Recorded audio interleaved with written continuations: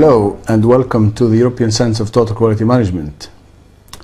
The Centre has always had a tradition of organizing innovative products and initiatives to help industry absorb new ideas and practices which are proven and which are based on world-class standards. We decided to launch an initiative by the name of Excellence 001, which is aimed at industries of all sizes and covering different sectors. The aim of Excellence 001 is really to convince senior managers that in the pursuit of excellence and raising competitive standards, they have to use an integrative, holistic, rigorous, continuous set of programs and initiatives to serve their corporate strategies and to deliver value to their customers and stakeholders. The proposition that we're making, therefore, through this initiative is that excellence resides in the spirit of using all the drivers, all the capabilities at the disposal of any organization, and particularly those that will deliver continuous and sustainable value to the customers and benefits to the organization. And the premise that we make through this series is that there are pillars of success that organizations need to focus on and pay attention to if they wish to become excellent. This session concerns itself with the importance of performance measurement using an integrated, holistic, balanced perspective, using the balanced scorecard, for example, as a tool of monitoring the outcomes of performance in a modern business context. I hope you enjoy this series that we put together for you, and I hope that you will manage to absorb the principle itself, to derive some ideas and benefits from these first-hand best practice experiences that we've compiled together. And more importantly, I hope that these ideas can serve the purpose of assisting you in putting together improvement action plans and hopefully in the pursuit of excellence in your organization. We need measurement because they are the yardsticks that will tell us, if you like, how well we've done, and therefore they are the motivators. Measurement tell people the feedback that their efforts are valid and valued at the same time. Without measurement is like shooting ducks at midnight. You see, you hear a lot of squawking and a lot of noise, but you don't know whether you're doing right or wrong. So I think that measurement is central to directing our energy and effort towards value added. You know, measurement is equivalent with value added. Things that we can design indicators for, that we can put measures for, are things that we can say are under control. Anything that we cannot measure is therefore out of control. Management is about total control. Management therefore is about measurement. I mean, and look at the correlation between these terminologies. Management of measurement is also about challenging status quo, because as it says at the bottom there, if you always done what you've always did, then you will always get what you've always got. So why do we expect the new orbit of improvement? Why do we expect things to be better? Why do we expect as an organization to be more innovative and develop learning if we don't challenge status quo? So in a sense, the importance of measurement is not compliance. The importance of measurement is improvement.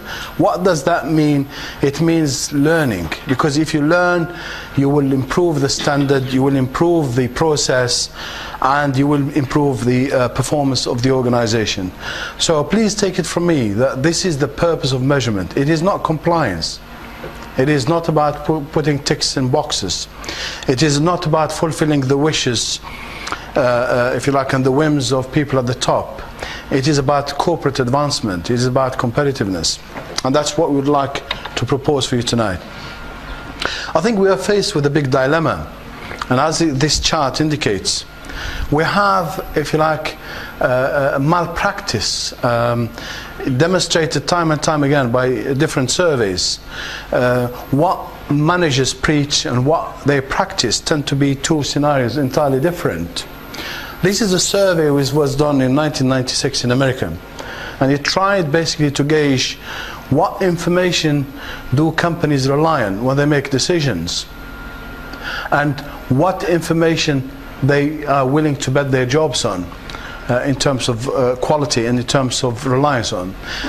If you look at the blue peaks, first of all, it is very clear from that chart that organizations and senior executives particularly, they appreciate the importance, for example, of measuring customer satisfaction, alongside, of course, measuring financial performance. And strange things happen that, for example, employee performance is not recognized as an area of critical importance for driving corporate performance. And it's also strange, for example, that innovation and change are regarded as less important than customer satisfaction or financial performance. And yet, when you look at all the textbooks, when you look at all the research, time and time again, it is found that people motivation and satisfaction is the trigger for customer satisfaction. So if you focus the measurement on improving motivation of people, by virtue of that fact, you are improving your chances of getting customer satisfaction higher. So it looks a little bit odd there, but that's not the thing I wanted to point out through this slide. What I wanted to point out through this slide is the yellow bits, because the quality of the data that managers use to make decisions is not quality that they can rely on, is not something that they can certify as if you like, accurate, valid and reliable. In other words, what does that tell us?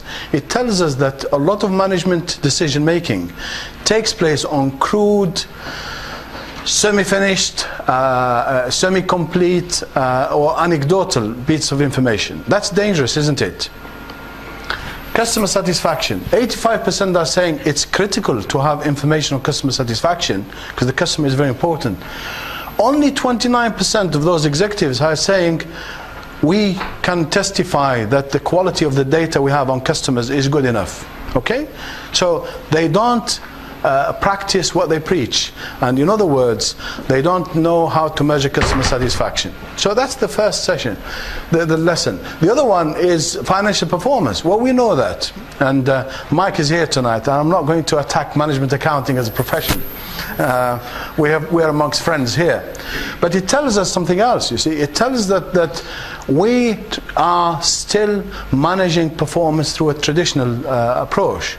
We know how to look at efficiency measures and effectiveness measures and the various ratios. We're good at those. So, the 61% is probably the best, that we can expect. But at least it's the best compared to the others. And as you go down the line, the picture is appalling. It paints a scenario which tells us that we don't have cultures of, if you like, world-class measurement practices. We don't have data which are reliable, which are valid, which are accurate. We don't have the sophistication of measurement that we require for competing in a modern age. That's the conclusion you can take from this survey. And I have the reference of this survey if any of you are interested to read about it later on. We've done our own studies and our views concur with this views. So a lesson from tonight is that when we talk about performance measurement in a modern business context, in a digital age, we are talking about a balanced perspective. We are talking about a total perspective that gives us a picture about corporate advancement, corporate maturity, and certainly total image on our competitiveness. Why is it difficult? Why is it difficult to measure customer satisfaction? Or why is it difficult to, if you like, build the culture of corporate measurement? It's because the design of measurement itself is a challenge and has always been a challenge. For example, if you have very small areas or very large areas, they might be tricky for you to design performance indicators for. Some processes are very complex and therefore the measurement tends to be very complex. If you have an interface between people and technology, for example, ultimately those areas are going to be difficult to measure and they're going to present you with a challenge. I think the worst scenario, as number 3 indicates there, is that the measure does not track behavior, but behavior delivers the measurement. So what you need to do is induce the right behaviors in order to make the most out of your measurement. So people misuse and abuse measurement because there is something in it for them, or because they want to deliver the message that their superiors want to hear. So they amplify the whim of people at the top, but they don't actually passionately do the measurement to deliver value. And I'll give you some anecdotes. I think years ago I was involved in designing some measures for Elite de Fabergé, and the measures were linked to, if you like, the delivery at the end of the month, because they deliver to the retail sector. And we put some standards. We said, if the delivery for that month, is 90% complete, accurate, of high quality. If it is 90%, you take home your pay, nothing else.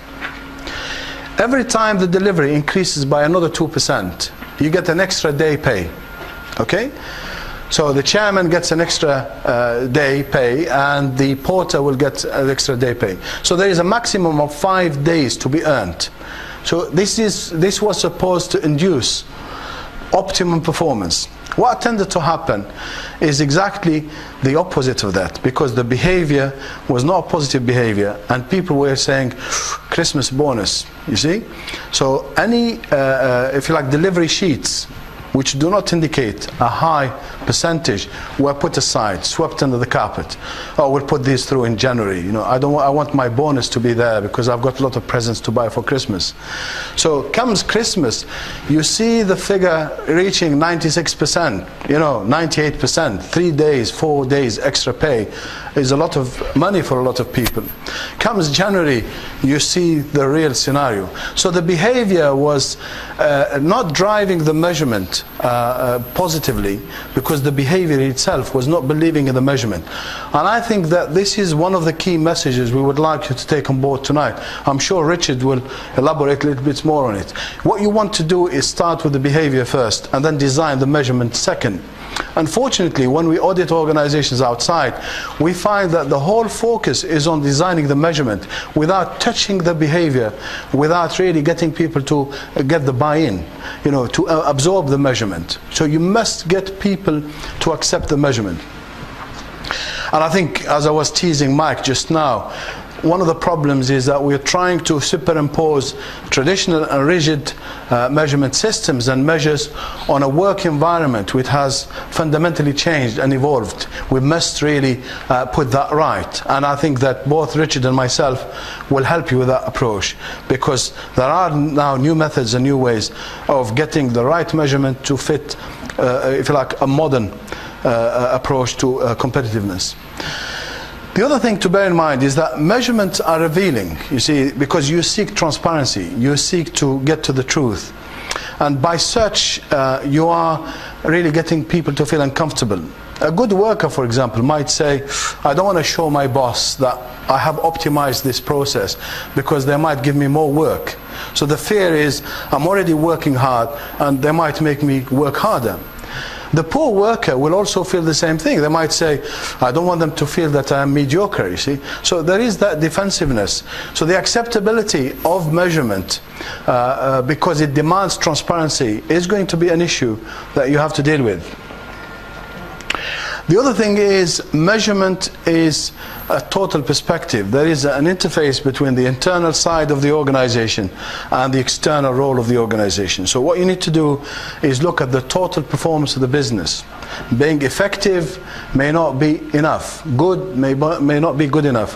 What you want to do is translate the effectiveness of the organization, i.e. the internal performance standards, into a competitive performance standard, which is the outside. So you need to have benchmarks for all the measures that you rely on to drive your business. You must know that, otherwise you cannot compete. Having lots of metrics on walls, if you like, and producing reports on a regular basis, you know, getting everything to run like a clock may not be enough to assure your survivability. Because if the rest of the league are driving at 100 miles an hour, and you're only moving at 10 miles an hour, you will not know how bad you are until you compare yourself outside. So that's a very important perspective to bring tonight. Measurement is external as much as it is internal. And I'll say a little bit more in a bit. The other thing you need to bear in mind is that you know, there's different sides to measurement. There is the measurement which is your fuel gauges. And Richard will use the analogy of the cockpit, if you like, the navigation equipment. You need to have what we call process measures. They are the things that help you make decisions on an everyday basis. But also you need to have what we call lagging measures. They are the measures of the outcome. They are the measures that are retrospective. They happen after the event, kind of thing. So process measures look at the process and they're concerned with the performance of the process. They are, if you like, about the progress that people produce on an everyday basis, and they are the physical feedback loops on your performance. The results-based measures are those that give management information. For example, financial performance, performance on productivity overall, you know, performance on efficiency, on customer satisfaction, the surveys, complaints and everything else. That's data which is refined that managers at the top would require to plan strategically for the next phase of competitiveness.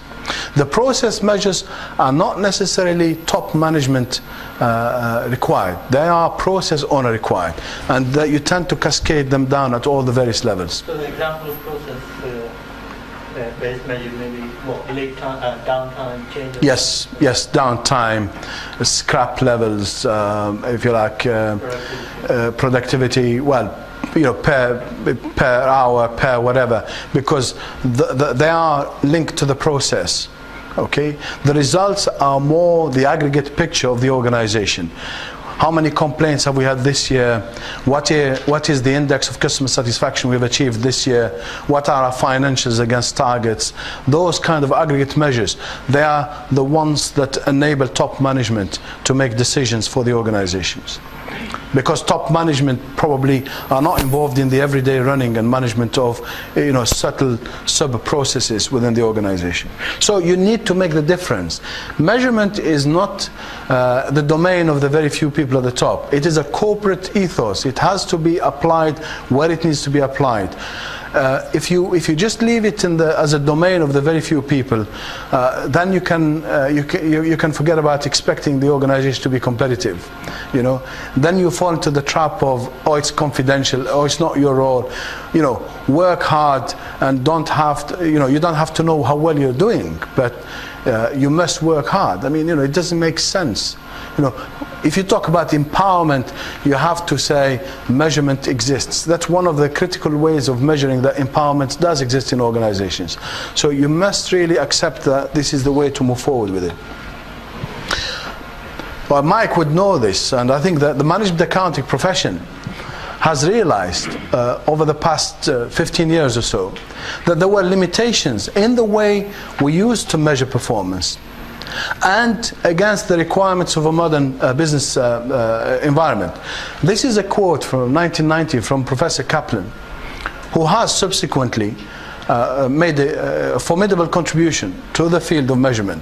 And this is from one of his textbooks. And he says, talking about management accounting, he says, existing systems which look at cost and performance measurement are not very good. They provide very little motivation to support companies that are trying to implement modern things like total quality management, just-in-time, design for manufacturability, and flexible manufacturing systems concept into ongoing continuous improvement activities. And he also recognizes that in some instances traditional financial performance tends to hinder rather than support improvement, recognized by the profession itself. And because, you know, in a modern business environment, why should you know about machine efficiency? You know, if it is demand-driven, if you work in a demand-driven thing, it's working smart. You may have 10% of your machines running, but your profit might be 100% as planned. You don't build to stock, you build to order. You don't develop, if you like, high work in progress, because that's no good. You see, you look at cash flow, you look at customers, you look at various things. So machine efficiency is a poor measure. Ratios of direct to indirect labor, for example, those measures are futile, they are redundant, because most organizations anyway, it will be very hard to see people there. It's all robots driven, it's all automated, it's all high tech. So you must really question the validity of the measure in an environment, in a work environment. And I think that is recognized. I mean, if you look at the management accounting, for example, measures, most of them are at least 50 years old, if not more. I mean, for example, return on investment was developed back in 1919 by DuPont, and it was used as a long-term measure, but the profession and basically those who are in charge of measurement tended to misuse and abuse that as an efficiency-based measure.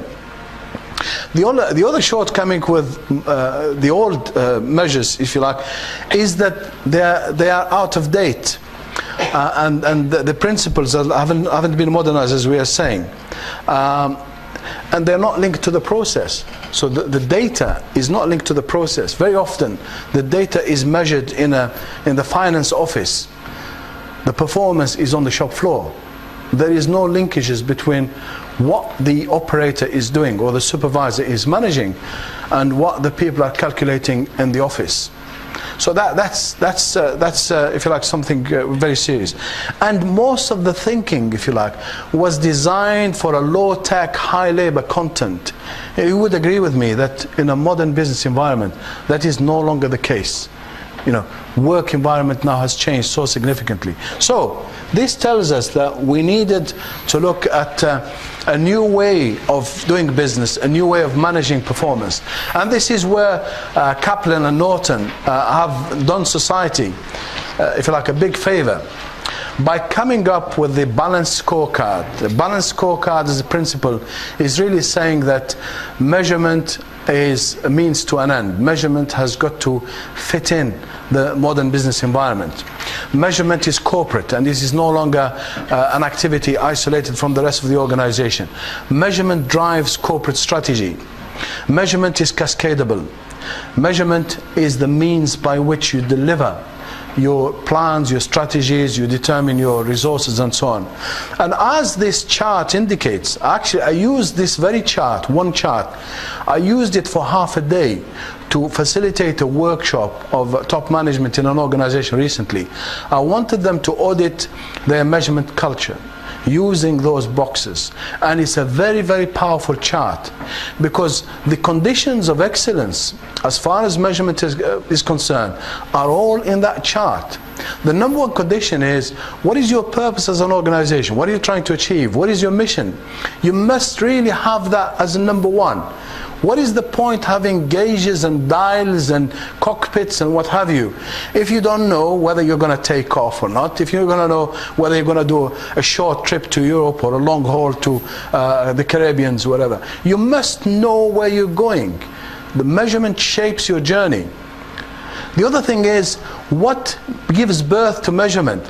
They are the goals and the targets and the objectives of the organization that really are the milestones of that success that we must track and we must deliver and measure. That language is translated into yearly targets, if you like. Those targets trigger the need for budgets, the need for resources. They also need the deployment, so everybody is aligned behind those targets. So you can see the logic behind that. And then what is the communication language within the organization? It's that template here with the 4 boxes saying focus on these 4 areas. I'll say a little bit more about those 4 areas in a minute. And what do you check at the end? How do you appraise performance of the CEO, of the divisional directors, and of the employees? So the appraisal really needs to be linked to performance. The performance is based on the value added. The performance is also based on delivering objectives. It is not to satisfy the boss, it is to satisfy the requirements of the strategy. It is to meet the objectives. And I think you would agree with me that this makes a lot of sense. And the other thing is, Rewards are a consequence of delivering superior performance and delivering strategies. So the rewards have to be there. They are a fundamental component of excellent performance. Without rewards and recognition, you will not find an excellent culture of measurement.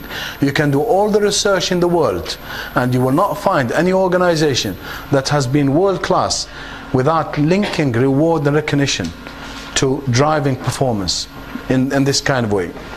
2 brown boxes at the bottom, there you fuel.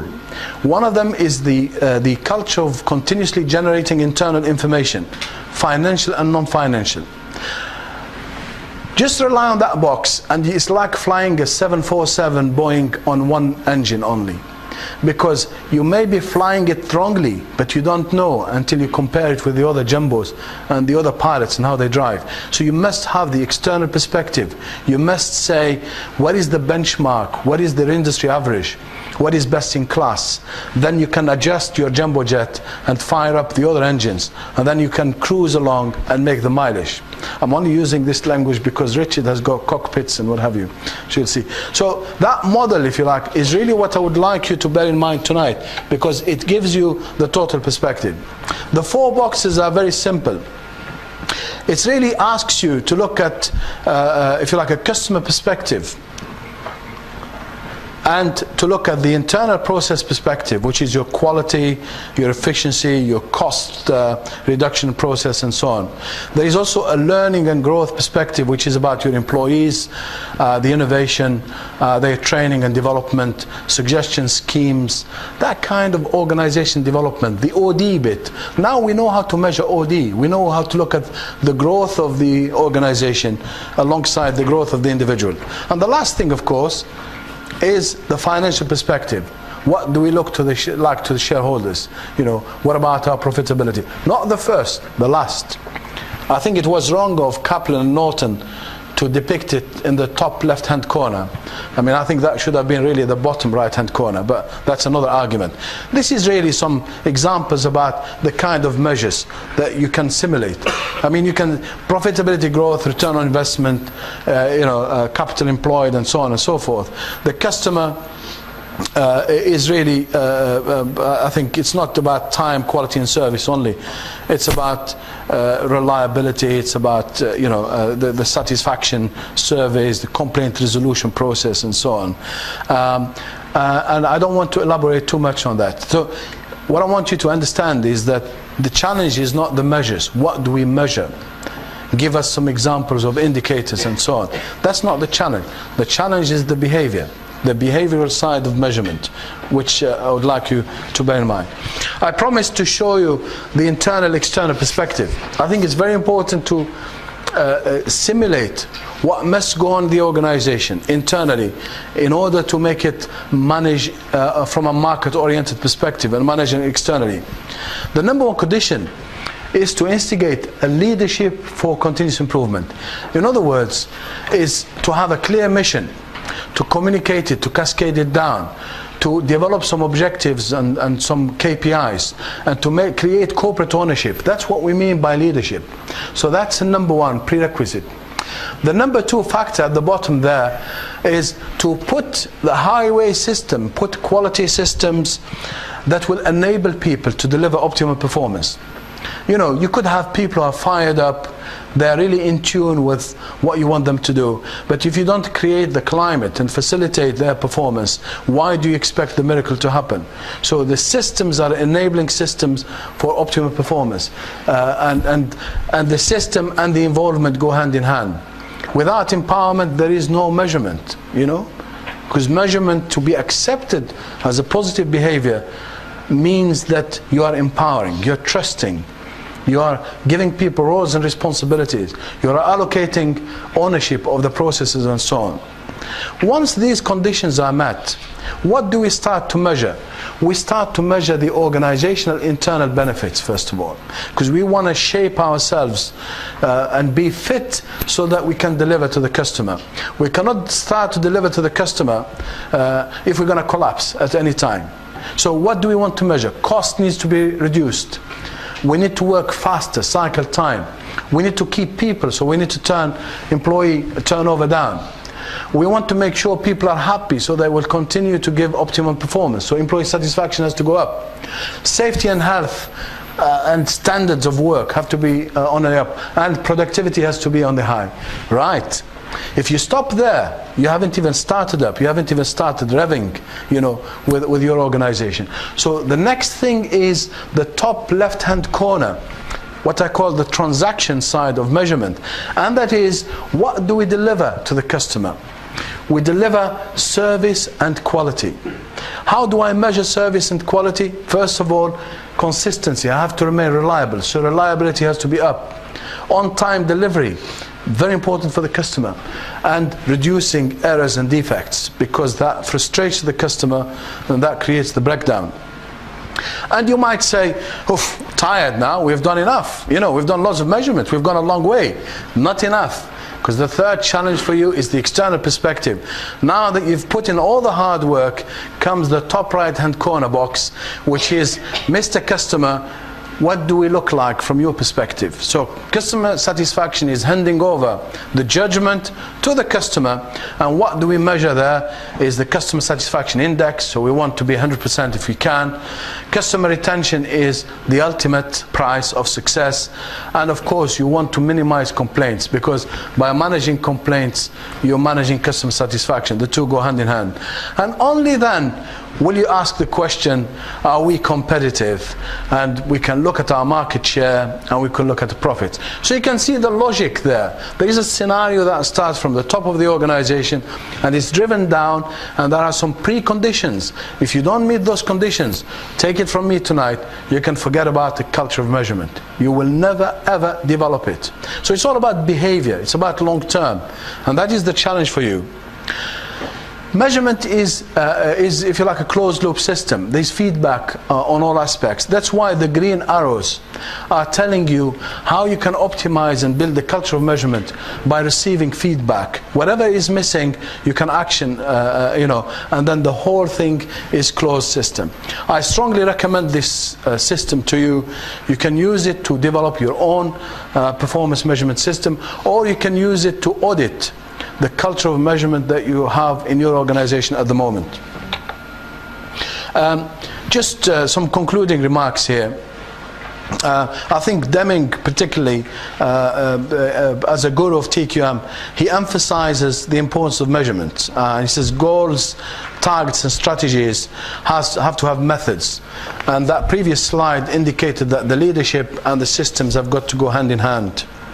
And if you have the systems without measurement, it's really creating more bureaucracy. So the measurement is really saying we are focused on value added here. Measurement has to deliver. Measurement has to have results at the end of it. So corrective action is really to make sure that those results are achieved. And the corrective action help deliver the goals. So you can see the closed loop again from a different perspective. Don't know what happened here. Very quickly, because you've got it in your slides. Where do we go from here? What are the starting points? I just want to, leave you with, if you like, a roadmap on developing measurement. I would say to you that perhaps one thing you should do is to start to plan the introduction of measurement in your organization. What is the purpose? Is it process or results? Balance the measurement. Look at the big measures, but also the smaller measures. Measure the total perspective of your organization. Make sure you've got the internal and external perspectives. Make sure the measurement gives you a standard. It's not one-off. For example, don't hook in a measure for every project you do. Or you have a project, therefore we have to have a measure to go with it. Measurement stays with you. It's not project related, it's process related. Okay? It's part of the culture, and it's not part of the project that you do. And please allow the learning curve. You grow with measurement. Nobody is perfect. You don't buy it from the shelf, you develop it internally.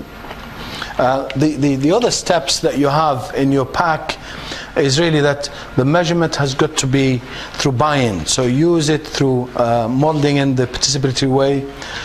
Look at cost. Measurement costs money. Small things, for example. you may be obsessed with their measurement. That if they cost you money and their contribution is 0.5%, for example, you can shelve those. What you want is to use the 20-80 rule. Measure the high leverage areas of the organization, those that give you most value to your customers. The other thing is, be innovative with measurement. In other words, as you change, as you evolve, as you develop, that measurement can be adapted to suit the current scenario of your organization. And the things that you can't measure, just like motherhood, you see, use what we call surrogate measures. I mean, for example, at the university here, we measure scholarly activity. We measure the performance of academics. So how do we measure the performance of academics like myself? Number of papers published per year. Wow, fantastic. It's not a true measure, but it's a surrogate measure. For example, measuring morale. How do you measure morale? How can you say that people are happy in my organization? Well, you could talk to them, but in addition to this, you could look at absenteeism, for example. Because if people are happy, hopefully they will turn up to work. They don't take time off. Or turnover reduction. So you use a proxy or a surrogate measure to arrive at the truth as closely as possible. I mean, that's something that you need to bear in mind. Measurement delivers strategies. So if the strategy changes at the top, if you re-engineer the organization, you must fundamentally change the measurement if it needs changing. So you must manage measurement flexibly. And the last point I wanted to make is really that you should look at measurement from a relative perspective rather than from an absolute perspective, because measurement is long term. It is about incremental improvement, and it's about, if you like, continuous focus on value-added activity and performance. So it's really subjecting it to the plan, do, check and act, which is here, and taking corrective action. So make sure you reflect customer requirements. Make sure you create transparency by focusing on the process. Make sure from lagging measures you focus on progress, visibility. Make sure the message that you amplify through measurement is a quality message, not a disaster message, not a punitive kind of message, not about prima donnas, not about winning and losing. Make sure the message is consistent within your organization. And use measurement to feed in that long-term journey, you see, the long-haul journey that you wish to make. Okay? I hope you have enjoyed this session. And indeed, I hope you have managed to derive some key lessons and perhaps some prompts from the conceptual side of adopting excellence and from the application that you have just witnessed. Thank you.